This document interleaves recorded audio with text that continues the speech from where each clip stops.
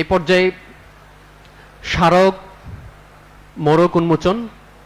আলিম পরীক্ষার্থীদের আজকের অনুষ্ঠানের অত্যন্ত গুরুত্বপূর্ণ একটি বিষয় হলো ছাত্রদের স্মৃতিস্মারকের উদ্বোধন এবং মোড়ক উন্মোচন এই পর্বে অনুষ্ঠিত হবে। প্রধান অতিথি এবং সভাপতি মহোদয় এবং অতিথিবৃন্দকে স্মারকের মোড়ক উন্মোচন করে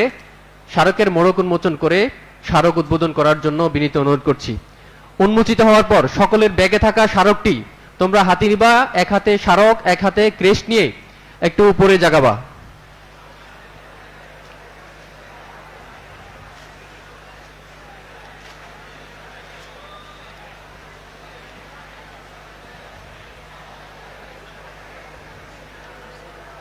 নারায়ে তাকবীর, নারায়ে রিসালাত, দারুন নাজাত সিদ্দিকিয়া কামিল মাদ্রাসা, আলিম পরীক্ষা 2026।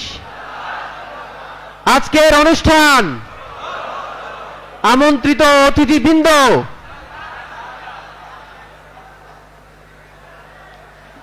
সম্মানিত সুধী, আলিম পরীক্ষার্থীদের পক্ষ থেকে মাদ্রাসা অফিসের জন্য ছোট্ট একটি উপহার ছাত্ররা প্রস্তুত করেছে।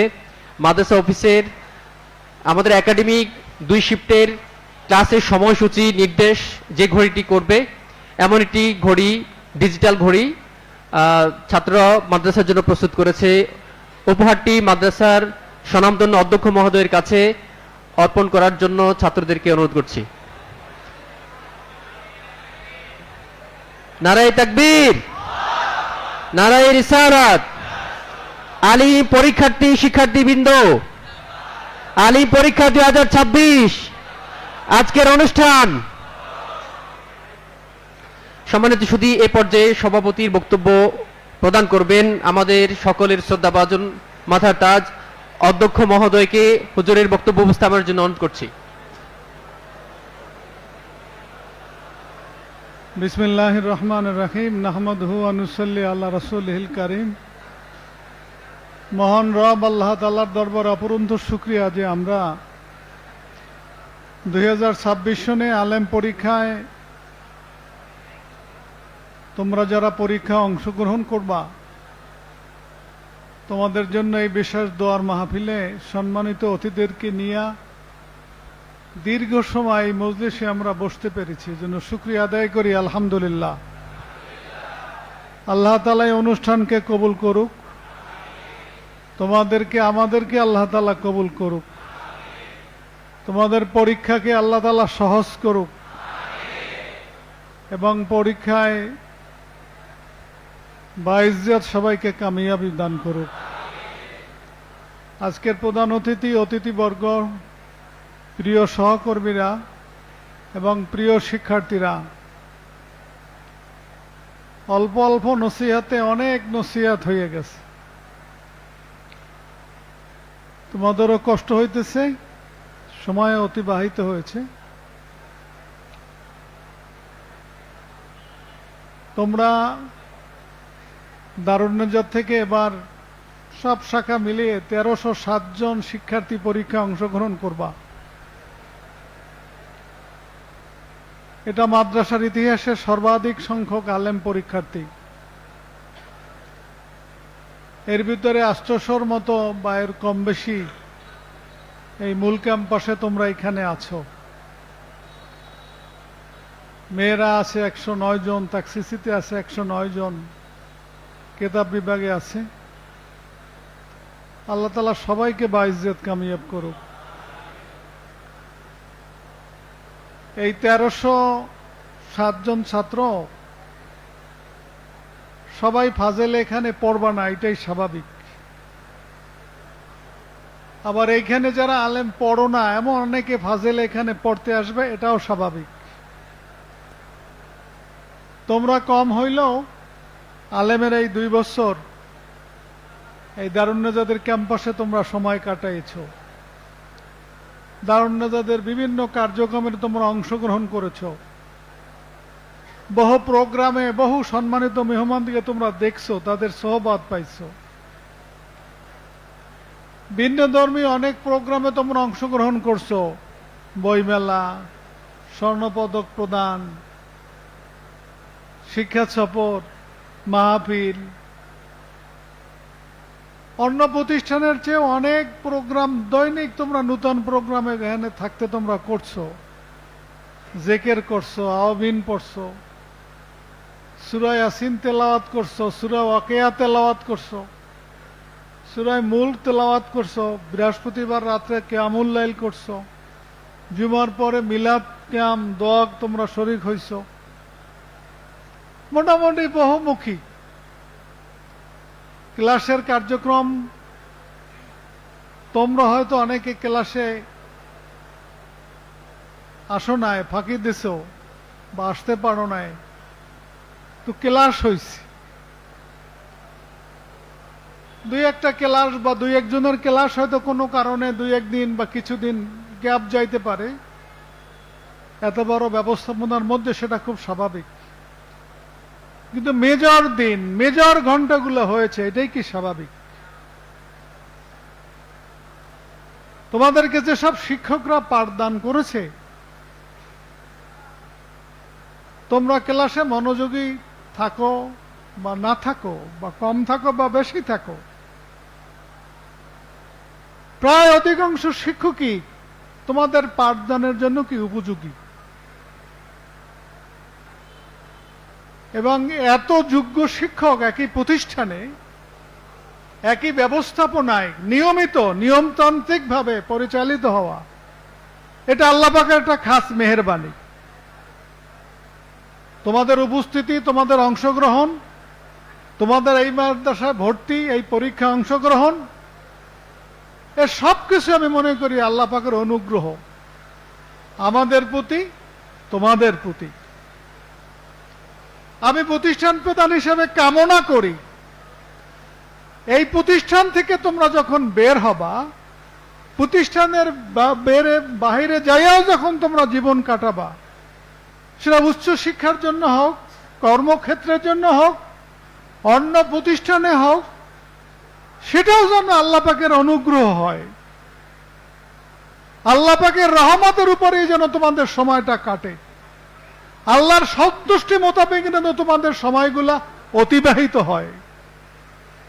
যদি এইখানে থাকাকালীন সময়ে দীর্ঘ 2 বছরে তোমাদের একটা সেকেন্ড, একটা মুহূর্ত, একটা কথা, একটা শ্বাস প্রশ্বাস যদি এমন অতিবাহিত হয় যেটা আল্লাহর অসন্তুষ্টির মধ্যে ছিল বা হয়েছে, এজন্য তোমাদের পক্ষ থেকে আল্লাহর কাছে আমি ক্ষমা চাই। আমি চাই না যে দারুণ্যতাদের একজন শিক্ষার্থীর, দারুণ্যতাদের একজন শিক্ষকের, একজন কর্মচারীর একটা মুহূর্ত তার জীবনের এভাবে কাটুক যেটা আল্লাহ পছন্দ করেন না। এজন্য আল্লাহর কাছে আমি ক্ষমা চাই, তোমাদেরকেও ক্ষমা চাইতে বলি। আমি গতকাল তাকসিসিতে বলেছি, গত পরশুদিন একটা আলেম ফার্স্ট ইয়ারের ছেলে মারা গেছে। বেল্লবী হলের 6 তলায় থাকতো, আমাদের লক্ষ্মীপুর হুজুরের এলাকায়। টিউমার হয়েছিল বুকে, ক্যান্সার হয়েছিল। তখন তো আলেম পরীক্ষা দেওয়ার সুযোগ পাইছো, আর ওই ছেলেটি আলেমের ইয়ার ফাইনাল পরীক্ষা দেওয়ারও সুযোগ পায় নাই। আমরা তো এখনো কর্মজীবনের প্রায় শেষ পর্যায়ে আসছি, কিন্তু আমাদের সমসাময়িক বন্ধু বান্ধব অনেকে সুযোগ পায় নাই। আমাদের পুরুষুর অনেক জুনিয়র, আমাদের তোমরা নাম শুনছো, ইংরেজি স্যার আমাদের বয়সে জুনিয়র, আমাদের বাহিরের সেরা সেরা বন্ধু শশিনের কাঠালি হুজুর মাওলানা তৈবুর রহমান সাহেব, শশিনের হেড মুহাদ্দিস ছিলেন। আমার 1 ব্যাচ আগে পাশ করছে, কিন্তু জন্ম তারিখে আমার চেয়ে ওনার কম। কি ক্যান্সারের মতো কঠিন ব্যাধিতে কষ্ট পাইয়া অকাল মৃত্যু বলে, জাতি ওনার মতো একজন মানুষ আর খুঁজে পাবে না, পৃথিবী তাকে রাখতে পারে নাই। মুফতি রফিকুল ইসলাম শশিনা মাদ্রাসার ওস্তাদ ছিল, এখানে অনেকের ওস্তাদ। নিসরাবাদের হেড মুহাদ্দিস ছিল, মুফাসসির ছিল, চরমনায়ের ছিল। কি না পারত সে, এখানে দাঁড়াইয়া বক্তৃতা দিলে সবাই ঘন্টার পর ঘন্টা তার বক্তৃতা শুনতো। তার বক্তৃতার ভিতর আলাদা একটা ইমেজ ছিল, এলেম ছিল, তাকওয়া ছিল, এখলাস ছিল, লিখতে পারত। অকালে হারাইছি আমার অনেক জুনিয়র। সে ওই ফরিদপুর হুজুরে বলছে তার উস্তাদ যশোরী হুজুরের কথা, লুৎফর রহমান আমাদের অনেক দূর, সম্ভবত আমাদের খান মোহাম্মদ শফিউল্লাহ, আমাদের মহিলা মাদ্রাসা ভাইস প্রিন্সিপাল, ওনার ব্যাচে। আমি যখন কামেলে করি তখন শফিউল্লাহ ফাজেলে পড়ে। শশীনা থেকে নেসারাবাদ গেছে, আবার নেসারাবাদ থেকে শশীনা গেছে, হঠাৎ শেষ গেছে। পৃথিবীতে থাকা, বেঁচে থাকা, এটা আল্লাহ পাকের সবচেয়ে বড় অনুগ্রহ। কাজে আমরা বেঁচে আছি, সুস্থ আছি, যতটুকু সম্ভব অতটুকু কাজ করতে পারতেছি, এটা আল্লাহ পাকের সবচেয়ে বড় দয়া আমি মনে করি। নিজেকে খুব উচ্ছ্বাসিত মনে করবা না কখনোই, বিপরা ভাববা না কখনোই, খুব শক্তিশালী ভাববা না কখনোই। নিজকে ছোট মনে করবা, বিনয় হবা নিজে। আল্লাহ বিনয়ীদেরকে পছন্দ করে। অহংকারী লৌকিক ব্যক্তি মানুষ, এদেরকে আল্লাহ পছন্দ করে। সমাজের মানুষ তাদেরকে ঘৃণা করে। দারুন নাজাতে তোমরা পড়েছ, তোমরা ইচ্ছা করে দারুন নাজাতে আসছো, কাউকে উদ্বুদ্ধ করিয়া, উৎসাহিত করিয়া দারুন নাজাতে কাউকে ভর্তি করে নাই। কি করছি আমরা? এখন তো ভর্তি তোমাদের হাতে, আমাদেরও হাতে না। চাইলেও কাউকে ভর্তি করতে পারি না। তোমাদের অভিভাবক, তোমরা আবেদন করো, তারপরে সিলেক্ট হও, নিশ্চয়ন করো, তারপরে ভর্তি হও। কত ধাপ! তোমাদের ইচ্ছা, তোমাদের অভিভাবকদের ইচ্ছা, আল্লাহর মঞ্জুর।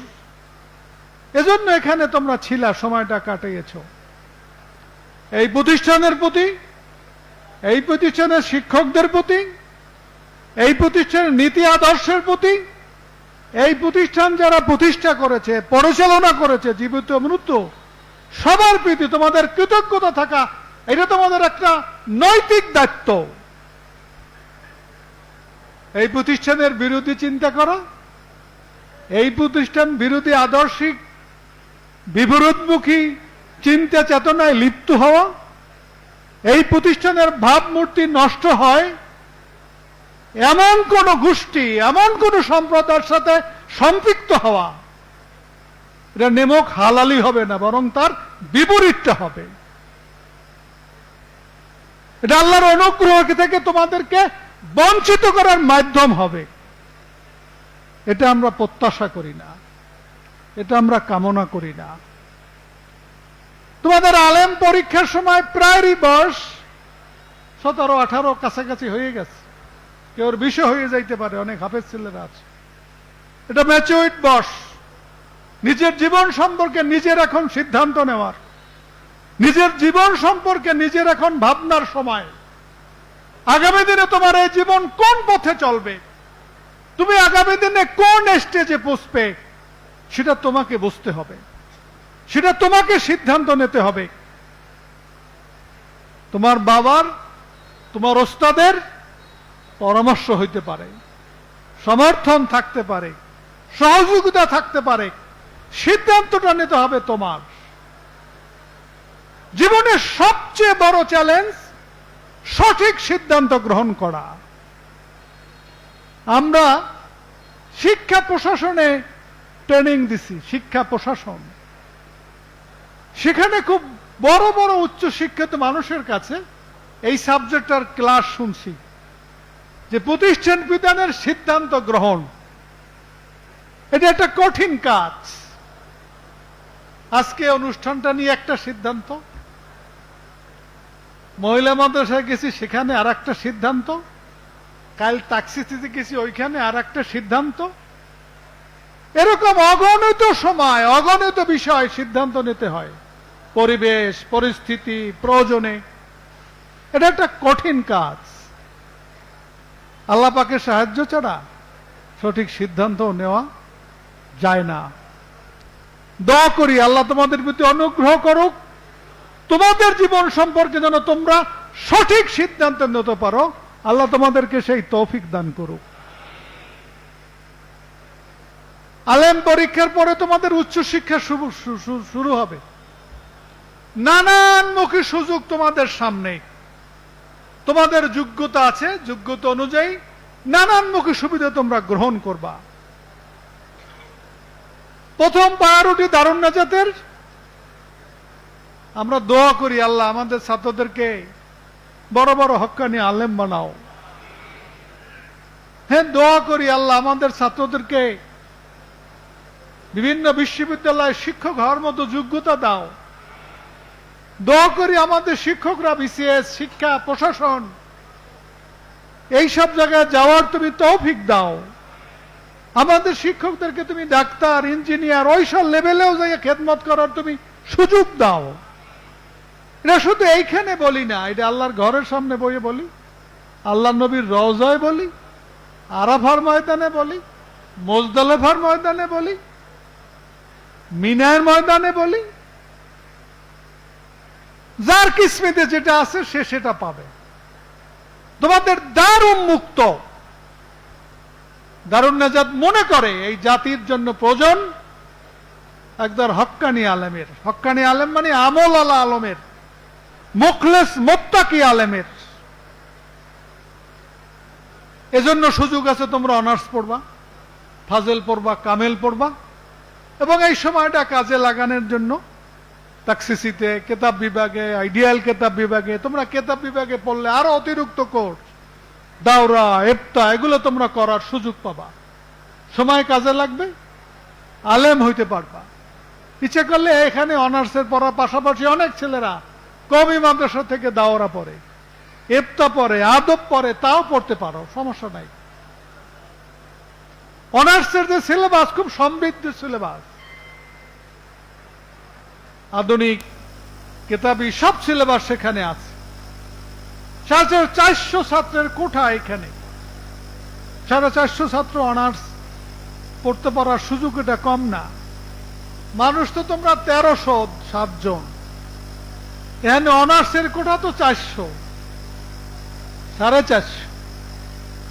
সবচেয়ে তোমরা পড়বা না, অন্যরাও তো পড়বে। সিদ্ধান্ত নেবা যে কারা অনার্স পড়বা, কারা আলেম হবা। তারা এখনই সময়টা কাজে লাগাবা। পরীক্ষা দিয়েই তোমরা লেগে যাবা, আইডিয়াল এর কেতাব বিভাগে, তাকসিসির কেতাব বিভাগে, কেতাব বিভাগে তোমরা ঢুকে যাবা। এখনই ক্লাস শুরু হয়ে যাবে পরীক্ষার কিছুদিন পরে। আসাসিয়া, আদাদিয়া, সানাবিয়া শুরু হয়ে যাবে। এদিকে ডিগ্রি হইবে, ওদিকে কেতাব পড়া হবে। যে এদিকে ওরা কিভাবে পড়াশোনা করে। যদি এলেম তোমার নসিবে থাকে, চিন্তা করতে পারো। চিন্তার খোরাক সুযোগ তোমাদের সামনে আছে। তোমরা ইচ্ছে করলে বাইরে যাইতে পারো, আল আজহারে যেতে পারো, মালয়েশিয়া যাইতে পারো, তুরস্ক যাইতে পারো, সৌদি আরব, উম্মুল কোরা, মদিনা, কিং, আরো অনেক ইউনিভার্সিটি আছে। এছাড়া আরো অনেক ইউনিভার্সিটিতে ছেলেরা যায়, সেটাও তোমরা যেতে পারো। সেটা যাওয়ার জন্য তোমাদের প্রস্তুতি থাকবে। জানতে হবে কিভাবে যাইতে হয়, কিভাবে কাগজপত্র রেডি করতে হয়, কি কি কাগজপত্র লাগে, প্রথমে কি কি জিনিস লাগে। ওসব দেশে এখন সরাসরি অনার্সে ভর্তি হওয়া যায় যদি আরবির উপরে তার দক্ষতা থাকে। আরবি কোর্স করে গেলে সরাসরি অনার্সে এখন ভর্তি করে। স্কলারশিপ নিয়ে যাওয়া যায়, নিজ খরচে যাওয়া যায়। কিছুদিন পড়লে ওখানে আবার স্কলারশিপ হয়। এটার প্রস্তুতি নিতে পারো। তবে এগুলো সময় সাপেক্ষ। সময় নষ্ট করে এখন একটা কাজে লাগাও। বিদেশে যাবা, আরো বড় পরিসরে তুমি এলেম অর্জন করবা। পৃথিবীর বহু দেশের মানুষের সাথে তোমার সম্পর্ক হবে, ছাত্রদের সাথে সম্পর্ক হবে। প্রস্তুতি নেবা। হ্যাঁ, বিশ্ববিদ্যালয়ে পড়বা, হ্যাঁ পড়ো। নিজের স্বকীয়তা ঠিক রাখো। বেনামাজি হইও না, বেহায়া হইও না, বেহায়াপনায় জড়াইয়ে যাইও না, উগ্র রাজনীতির স্রোতে ভেসে যাইও না, সুবিধাবুদ্ধি রাজনীতিদের খপ্পরে পড়ো না। বাতিল আকীদা পন্থীদের খপ্পরে পড়ে নিজের ঈমান আমলকে নষ্ট করিও না। বিশ্ববিদ্যালয়ে পড়তে আপত্তি নাই, ভালো সাবজেক্টে পড়বা, আইনে পড়বা, ইংরেজিতে পড়বা, আইআরে পড়বা, এবং পড়বা তো পড়বা। আজকে মাদ্রাসা অনার্স মাস্টার দিয়েও বিসিএস দেওয়া যায় যদি যোগ্যতা থাকে। এবার ঢাকা বিশ্ববিদ্যালয় বহু ডিগ্রি লিয়ে টোটো করিয়া ঘরে কোনো জায়গায় চাকরি হয় না। পড়বা তো পড়বা, ভালো সাবজেক্ট নিয়ে পড়বা, ভালো থাকবা, এবং ভালো কর্ম, বিসিএস, বিশ্ববিদ্যালয় শিক্ষক, স্কলারশিপ নিয়ে বিদেশে যাওয়া, এই ধরনের স্বপ্ন, এই ধরনের প্রস্তুতি দৃঢ়তা নিয়ে এরপরে পড়বা। পড়ার জন্য পড়া না, নামের জন্য পড়া না। আবার পড়তে যাইয়া পড়তে পারো না, ঘুরতে ঘুরতে ঈমান, আমল, আখলাক, চরিত্র, স্বাস্থ্য, বাপমার অর্থ সব শেষ করে এক ধরনের ছাত্ররা। চেহারার দিকে তাকাইলে ভয় লাগে এই গুরুণ্য পার্টিদেরকে দেখতে। সেইটা না হয় সেই দিকে লক্ষ্য রাখবা। যারা সায়েন্সে আছো খুব এম নিয়ে পড়ো। আমাদের টিচাররা সমৃদ্ধ। আমাদের জাহাঙ্গীর স্যারের বক্তব্যই তো দেখছো, কত সুন্দর সুন্দর বক্তব্য দিয়ে গেছে। তাদের কাছে তুমি ম্যাথ পড়ছো, হায়ার ম্যাথ পড়ছো, বায়োলজি স্যারের কাছে বায়োলজি পড়ছো, আরো অনেক স্যারদের কাছে তোমরা ফিজিক্স, কেমিস্ট্রি পড়ছো, তারপর প্রাইভেট কোচিং টোচিং কত কিছু তো করছোই। গতবার তোমরা একজনও কিন্তু মেডিকেলে চান্স পাও না। এবার যেন এই দুঃসম্পদটা আমার কাছে না আসে। খবরদার, কেন পারবা না তোমরা? ওই মেয়ে টিচার নাই, ফিচার নাই, ওরা দুইজনে পাবলিক মেডিকেলে চান্স পাইছে, তোমরা কেন পাও নাই গতবার? আল্লাহরা এবার আল্লাহ পাবা, সেইভাবে প্রস্তুতি নাও। স্যারদেরকেও বলে আপনারা উৎসাহিত করেন, আপনাদের মূল্য তখন বাড়বে। যারা সায়েন্স পড়ো ওই ধরনের টার্গেট করো যে ডাক্তারি পড়বা, ইঞ্জিনিয়ারিং পড়বা, ভালো সাবজেক্ট পড়বা এবং টিকবা এবং সেখানে ভালো করবা, এই ধরনের প্রস্তুতি নেবা। আল্লাহ তাআলা তোমাদেরকে সঠিক বুঝদান করুন। অনেকের ঘাটতি আছে, বাংলা পারো না, ইংরেজি পারো না, আরবি পারো না, কোরআন শরীফ পড়তে পারো না। এই অবসর টাইমে সেইটা কাজে লাগাইতে পারো। অনেক হাফেজ আছো, ভুলে গেছো, তারাপি পড়াইতে পারো না, নামের হাফেজ আছো। এই সময়টা একটা হেফজখানায় শোনাও। আল্লাহর কালাম তুমি মুখস্থ করছো, ভুলে গেছো, তো ইয়াদ করো। 2-3 মাস, 4 মাসে, 5 মাস, 6 মাসে আবার পূর্ণ হাফেজ হয়ে যাবা। যারা হাফেজ ভালো আছো তারা অনুবাদ করো, একটা কোরআনের তাফসীর পড়ে ফেলাও, 30 পারা কোরআন শরীফের অনুবাদ পড়ে ফেলাও। পড়ার মধ্যে থাকো, তাই শয়তান তোমাকে ধরতে পারবে না। আর পড়বা না, ঘুরবা এখানে ওখানে, মেসে টেসে, এই সেই এমন সব খবর। কাল রাত্রে বাসায় যাইতে আছি 12টা। এক ক্ষেত্রে আইসে কামেলে পরে সিলেটের, ব্যাগ একটা কাঁধে, বাসায় গনে বাড়ি করে দিছে, এই মারছে, মোবাইল রেখে দিছে, পাসপোর্ট রেখে দিছে। মানে কি রাখছে, কি জন্য, জঘন্য কথা তোমাকে শুনাইলাম না। সিলেটের ছেলের প্রতি আমার একটা এমনি ভালো ধারণা, যারা ভালো, এই ছেলেটা কাল আমার ধারণাটা নষ্ট করে ফেলছে। কামেলে পড়ে আমার সহজে তুমি আমার ধারে কাছেও আমার। মানুষের স্বাভাবিক বোধ জ্ঞান, মানুষের যখন নৈতিকতা হারায় তখন মানুষের বিবেক থাকে না। সে বাপ মার মান-ইজ্জতের চিন্তা করে না, ও শিক্ষকদের মান-ইজ্জতের চিন্তা করে না। তোমরা এইসব খপ পড়ে না পড়ো, খবরদার। আল্লাহ তাআলা সঠিক সিদ্ধান্ত নেওয়ার তোমাদেরকে তৌফিক দান করুন। মাদ্রাসার প্রতি তোমরা ভালো ধারণা রাখবা, পড়ো আর না পড়ো, দোয়া করবা। যারা মাদ্রাসায় দান করছে, সাহায্য করছে, যারা শিক্ষকতা করতেছে, তাদের জন্য দোয়া করবা। নিজেদের জন্য পরস্পরের দোয়া করবা। দোয়া করলে দোয়া পাওয়া যায়। তুমি একজনের জন্য দোয়া করো, তোমার জন্য আরেকজনের দোয়া করবে, আল্লাহ তোমার প্রতি রহম করবে। দোয়া করলে দোয়া করবা। পরীক্ষা 2 তারিখ। এরকম পরীক্ষা পরিবেশে আর দাও না, এটা তোমাদের জীবনে প্রথম। দাখিল পরীক্ষা কেমনে দিয়ে আসছো তা তো আমরা জানি, তোমরাও জানো। সেই দিন আর এই দিন কিন্তু এক না। সিসি ক্যামেরা নিয়ন্ত্রিত থাকবে এবং 1 মাসের রেকর্ড সংরক্ষণ করা লাগবে। এবং সিসি ক্যামেরার যে পাসওয়ার্ড, এইটা মন্ত্রণালয় বোর্ডে দিয়ে দেওয়া হয়েছে। তারা ওই মন্ত্রণালয়ে দেখবে যে আমূল্য কেন্দ্রে কি হইতেছে। ওই বোর্ডে বইয়া দেখবে আমল্লা কেন্দ্রে কি হইতেছে, শিক্ষক কি করছে, ছাত্রী কি করছে, দেখা দেখি বলা বললি লড়াড়ি এগুলো সব সিসি ক্যামেরায় দেখা যায় না? সিসি ক্যামেরা দেখেন, দেখো তখন কি বড় করে দেখে, বড় কিন্তু এটা বড় হয়, সব দেখা যায় সব। আমরা যখন রুমে বই বইয়া পরীক্ষার হল দেখি যে কি করে কি করে। আমি গতকাল তাকসিসে বলছি, আজকে তোমাদেরকেও বলি, মন্ত্রী বলছে যে নূতন আইন হইছে যেটা এই সংসদে পাশ হইবে, কোন মাদ্রাসার ছাত্র যদি নকল করে তাহলে ওই প্রতিষ্ঠান প্রধান, ওই প্রতিষ্ঠানের শিক্ষকরা এর জন্য দায়ী হবে।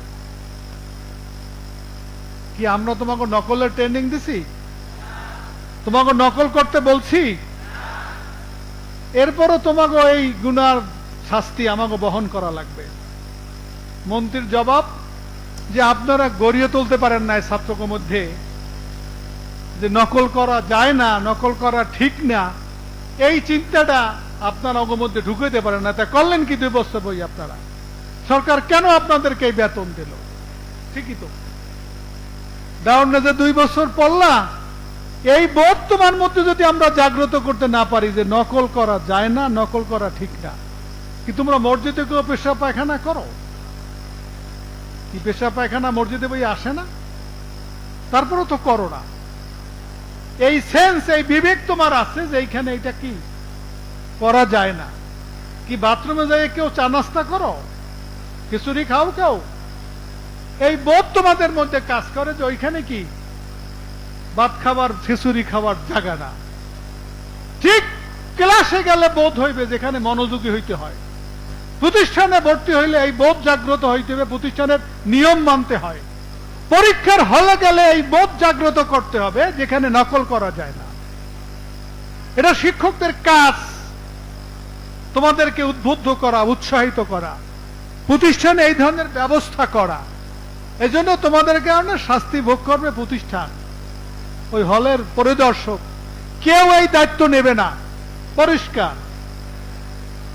এজন্য পরীক্ষার জন্য পরীক্ষা দিতে যাবা, নিজের চিন্তায় পরীক্ষা দেবা, এ বিষয়গুলো তোমরা খেয়াল করবা। আগে যেগুলো বলা হয়েছে অ্যাডমিট ইত্যাদি লেখা, সময় সুন্দর লেখা, এগুলোর দিকে খেয়াল করবা, স্বাস্থ্যের দিকে খেয়াল করবা, পথেঘাটে কোন রকম বিশৃঙ্খলা করবা না। মাপমাত্রার বাদমতি নষ্ট ভাবা যায়?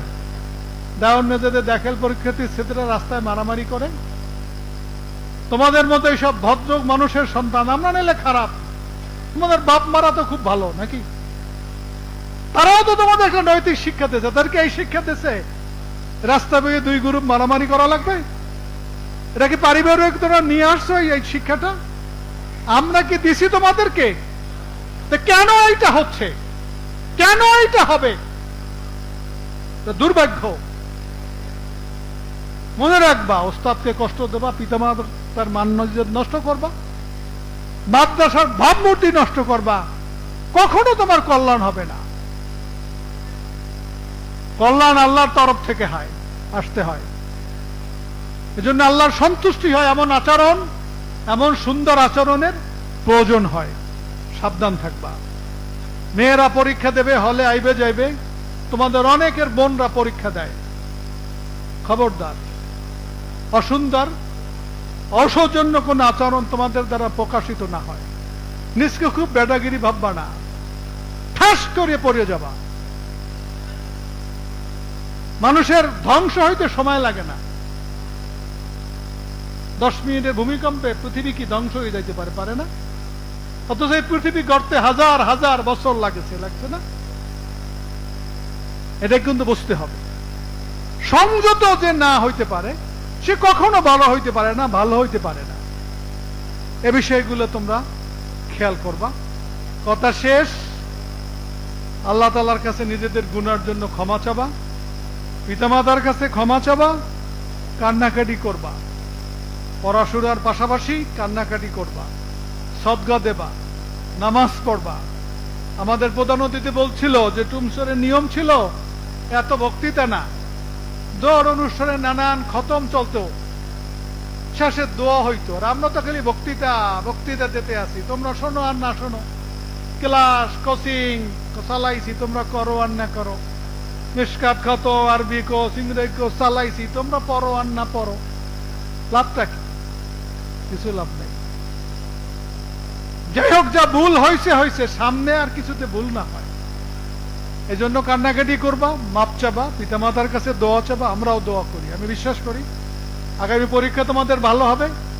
দেখাল পরীক্ষা করাকরির মধ্যে হয়েছে, তোমরা জিগাও না ওদের কাছে পরীক্ষা কেমন হয়, কি বলছে? সবাই বলছে কি পরীক্ষা ভালো হয়েছে।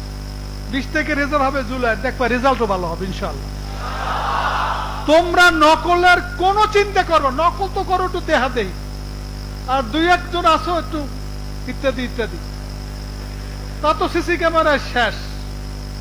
যদি নিজের প্রস্তুতিতে পরীক্ষা দাও, দেখবা পরীক্ষা ভালো হবে, আল্লাহর রহমত নাযিল হবে তোমাদের প্রতি। আমাদের এই চোখের পানি তোমাদের জন্য আল্লাহ কবুল করবে, তোমাদের বাপ মার চোখের পানি আল্লাহ কবুল করবে, আর রেজাল্ট ইনশাল্লাহ সবার চেয়ে ভালো করবা।